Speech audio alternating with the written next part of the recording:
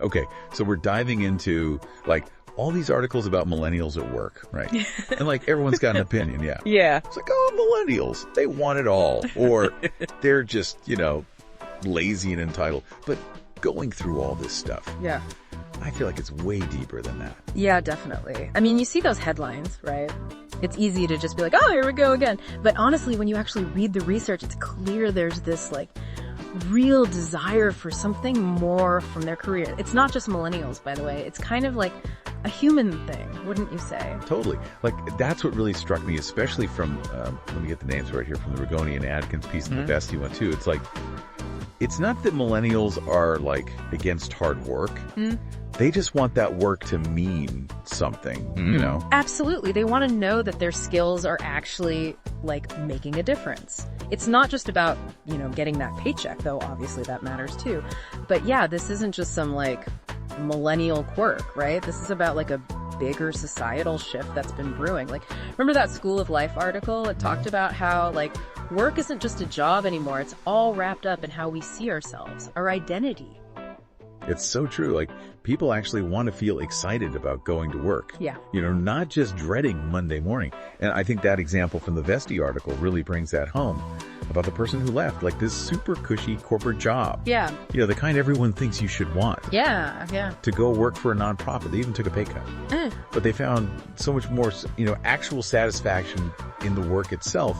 Really makes you think, right? Oh, absolutely. And that right there, perfect example of ikigai in action.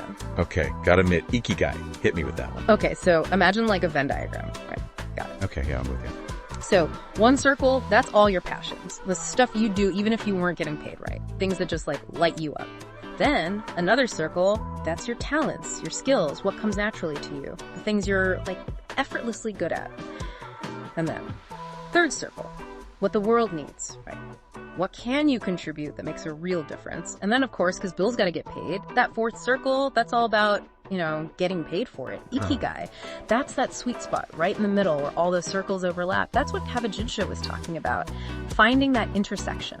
That's where the magic happens. So it's not just some, like, mystical concept. It's something you can actually, like, map out and use to figure out your own career path. Like, exactly. And the best part, remember that LinkedIn study we talked about? It showed that, like, when people are purpose-driven at work, they are way more engaged, way more productive, and they're less likely to just, jump ship to the next best thing. So it's not just good for employees, it's good for employers too. Yeah, that makes a ton of sense. So finding your purpose, it's like good for the soul and good for business. But okay, let's be real for a second. That article by Giolando? That was like a bit of a reality check. Oh yeah, I know what you mean. Like, she talks about all the, like, lies we tell ourselves about finding our purpose. Like, it's, just going to magically appear one day while we're, like, sipping our coffee. Right. It's a journey, not a destination. You don't just, like, stumble upon your purpose one day and then boom, you're set for life. That book by Epstein really made me think about that. He talks about how we don't just have one fixed purpose. We have all these different potential selves inside us. It's all about, like, exploring those different sides of yourself, trying new things, and seeing what really resonates. Which honestly is both super exciting and kind of terrifying at the same time. Totally. But that kind of ties into, that whole idea of the summoned self that David Brooks talks about. Have you ever felt that, like, that pull towards something bigger than yourself? Like, deep down, you're meant to contribute something meaningful to the world. Oh yeah, 100%. And maybe that's really what this whole millennial workplace thing is all about. It's just this deep desire to make a difference, to be a part of something bigger than themselves. It really makes you think, huh? It does. Like, this whole deep dive, it's got me thinking, what would my ideal job look like now? Like, right now, at this point in my life, what kind of impact do I actually want to make? And I bet I'm not alone in wondering that.